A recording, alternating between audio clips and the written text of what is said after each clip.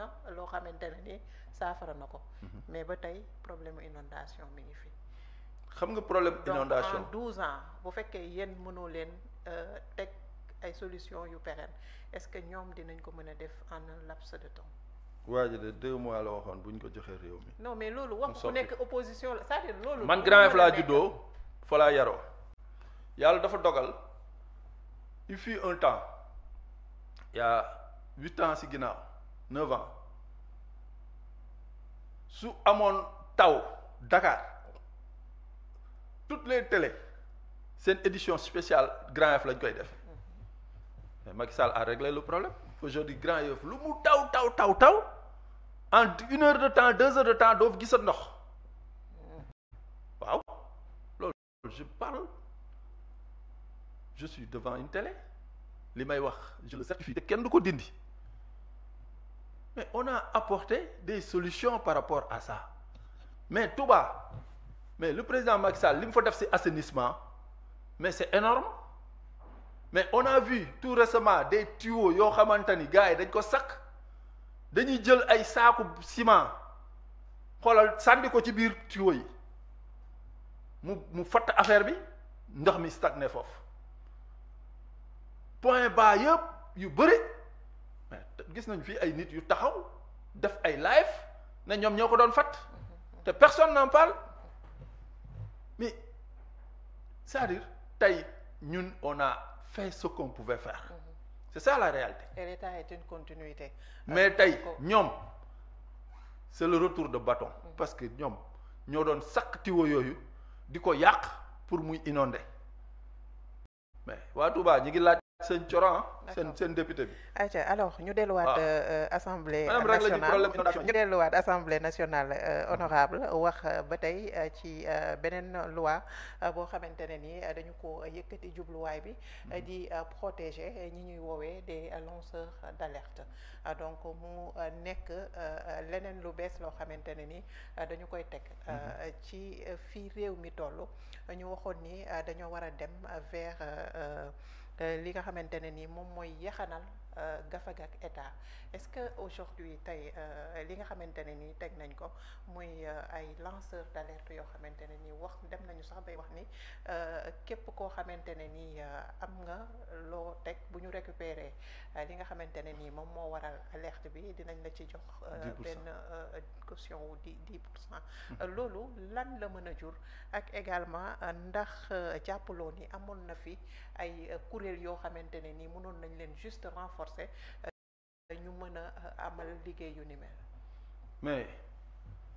xam nga man des fois je me dis que ni sérieusement parler nous on joue waaw y a rien de sérieux dans ce qu'on fait ay lanceurs d'alerte dañoo soxla lanceur d'alerte pour connaître li fi nekk maintenant ce sera des gens yoo xamante ni dañ lay xool ne xooleet ñu fekk dugg nañ la yow ba xam say dugg ak say génn xam say revenu xam say bien dem accuser ñu woo la di la laajte fan nga jëlee li nga yor bu ñu nangoo alal boobu ñoom ñu am ci 10% mais loolu on est dans quel pays loolu mooy coow rek nga fi nar a indi waaw coow rek nga fi nar a indi. non mais xanaa duñu ko nangoo noonu dinañu. gëstu ba xam ndax ni nga ko amee amin bi jaar na yoon wala jaarul yoon. mais OFNAC loolu la doon def ak ñeneen fii téye nañ fi ay nit yoo xamante ni da yor nañu alal kenn xamul fan lañ jëlee alal bi ñu interpellé leen def ay enquêtes ci ñoom donc pour man. voter cette loi-là je ne vois pas la nécessité day ay conflit rek la fiy indi ay conflit rek la fiy indi neexoo ma je vais tout faire pour savoir de toi et aller exposer ta vie exposer tes revenus mais te loolu du dëgg du yoon nit ñi aussi seen alal ñoo ko liggéey nañu bàyyi nit ñi ñoom man dama yaakaar ni liñ leen jox dafa ëpp ci ñoom parce que tey waroon nañu orienter seen stratégie ci leneen dem wuti alal wuti koom-koom bi bàyyi alalu sénégalais yi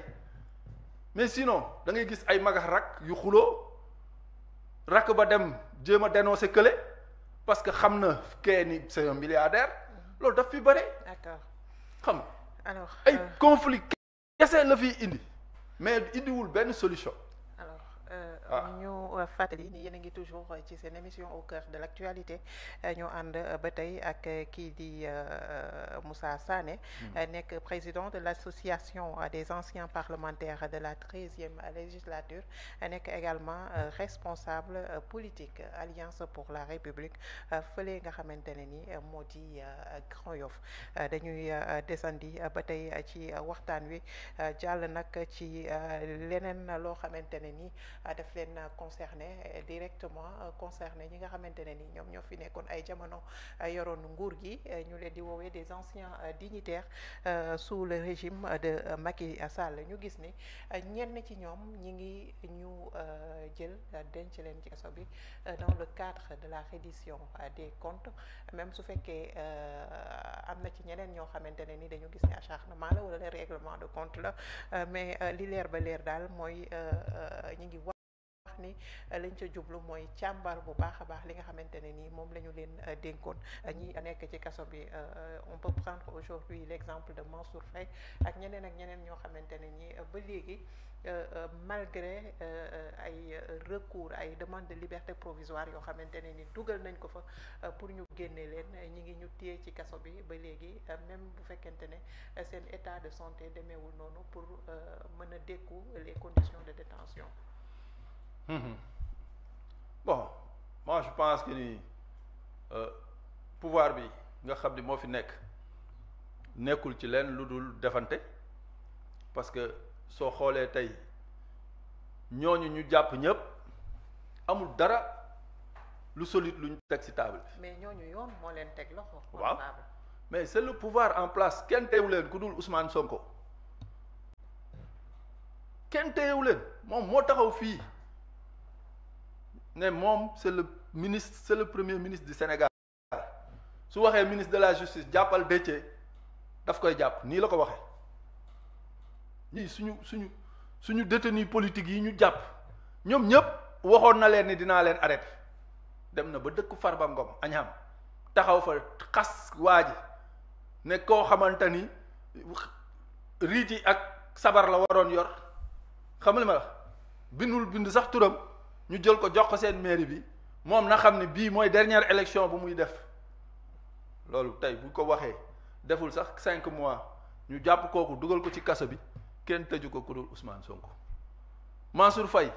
on lui taxe de quoi? De surfacturation du riz qu'il avait acheté le kilo à 275 francs en 2021-22 si Covid bi mais actuellement kilo ceeb ñaata lay jar on est en 2025. Le kilo de riz coûte 500 francs et quelques. C'est-à-dire, il faut que nous soyons sérieux. Quand c'est sérieux, il faut être sérieux. ñii c'est des gens yoo xamante te xoolal ñii ñu jàpp ñëpp c'est des maires dans leur localité waaw ñoom ñu ngi préparé ay local bëgg nañu teg tànk ci communes yooyu ci ville yooyu tey Agnam Farba barki démb rek gis nañu marche ba fa amoon cette forte mobilisation may nuyu ces populations là. tey à Saint-Louis on a vu comment Mansour Faye ni mu téyee cette ville là waaw dem nañu élection Pastef am liste Mansour ñu am suñu liste Mansour a gagné les élections mais qu'est-ce qu'ils ont fait ils n'ont fait que nous chercher des poux pour arrêter nos responsables xam nga Moustapha Diop boo demee Louga daf ko téye xam nga te ñoom ñoo yor maire bu mag bi ñoom ñëpp ñu ciblé leen jàpp leen jaay leen doole yóbbu leen ci kaso bi loolu moo fi nekk. D'accord. Alors, te kenn defu ko ku dul Ousmane Sonko. Au niveau de l'alliance de l'Alliance pour la République tey yéen a ngi wax ni vos camarades de parti ñu ngi leen jël denc leen ci kaso bi pour des raisons yoo xam ne des raisons politiques. waaw pour des raisons yoo xamante ne ni ñi fi nekk règlement de compte lañ ci jublu loolu ngeen wax. doo loo xamante ne ni dafa tënku ci yoon yéen lan ngeen fas yéene ban plan d'action ngeen teg justement pour que injustice li ngeen jàpp ne injustice ñu teg leen ko ñu mën leen ko teggi. ñun li ñu gëm mooy que dañuy wiiri. ils vont les libérer amul leneen tey Farba Ngom mais juge bi demandé na expertise médicale ils l'ont donné le rapport kooku waru fa woon fanaan mais ma nga fa ñu téye ba léegi yóbbu pavillon spécial ñoom jàpp nañu ni téye ñi yow Farba qu'est-ce qu'on accuse Farba ay détournement du blanchiment d'argent Farba qui a géré les fonds de notre parti ah nga xam ni le parti au pouvoir sur l'étendue du territoire national manifestation yi ñu doon am yëpp zone localité bu nekk c'est Farba qui les remettait leur argent kooku dañ taxaw di ko jaay doole xam nga Farba bi muy am boobu Macky Sall ñëwagul au pouvoir waaw donc nañu bàyyi ñii xool ay Tahirou Sarr yow yaa ngi accusé nii de blanchiment d'argent ne ay virements fictifs xaw ma des virements douteux mais pendant ce temps ñi ko def ñi ngi trésor toog ah des gens yoo xamante ni qui ne savent même pas écrire leur nom ñooñu naka la ñu mënee false ba détourner cet argent là ça il faut qu'on soit sérieux xam nga ay Tahirou Sarr parce que voilà c'était quelqu'un de proche de Macky Sall xam nga qui a soutenu tey problème yi ñu am nii ñoom mais bu ñu ba ñii mënoo jàpp say major yoo xamante ni si koom-koom liñ fiy def yow defoo ko nga leen jàpp lëj leen yow Tahirou Sarr état da doon soxla xaalis mu ñëw jox leen man su ma gisee ñuy wax ni dañu dem si marché financier bi lever fa ay 57 milliards pour le Sénégal c'est comme une goutte d'eau xam nga le secteur privé yow nga am secteur privé boo xamante ni tey ñoom cause boo leen woowoon ne leen état bi lii la soxla mais ñun avec Macky Sall on le faisait da doon am ay projets yoo xamante ni c'est le secteur privé sénégalais qui mettait les fonds ñu commencé dérouler avant que Banque mondiale FMI daw si ñëw jàpp. mais loolu dafay fekk nga am un secteur privé fort. mais secteur privé bi yow yaa koy forloo tey on a vu le président Diomaye quand il voyage mais il part seul avec sa femme xam nga mais secteur privé bi tey da nga leen war a accompagner naka nga leen di accompagner Macky Sall da doon dugg ci avion bi 60 places la mais moom ak sa femme et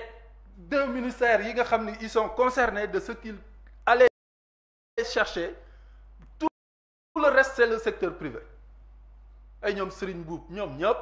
ils ont tellement voyagé avec le président bu ñu demee ba egg il invite l'autre côté ñu indi seen secteur privé ñu toog confronter leen gars yi xool comment ils peuvent développer des projets ensemble inviter leen à venir travailler au Sénégal. Ça veut dire que dans ces conditions-là le secteur privé sénégalais dafay contre-productif. Actuellement mais bien sûr actuellement on a vu que le secteur aujourd'hui mais xoolal ñu ngi tëj rek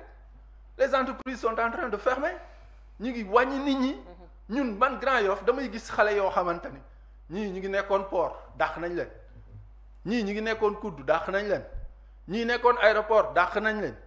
xam nga mais dañuy wax ni y a 30 000 emplois perdus mais moi je dis que ni y a plus aujourd'hui da ngay dox ci mbedd bi gis góor sa mborom bu ñëw taxaw di la ñaan paas wala di la exposer problème mu dépense mais loolu amu fi woon. loolu yaa gën a fi nag. non sérieusement parler loolu léegi laa koy gis. d'accord alors bu ñu jógee ci détention acteurs politiques yi. les ay membres Badara de Gadiaga l'opposant ñu parce que daf la wax xalaat. ñu wax ci justement ay Abdou Nguer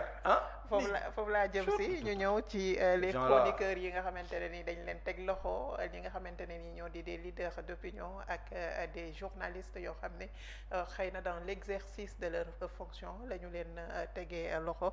mu nekk loo xamante ne ni honorable dañuy faral di wax ni Sénégal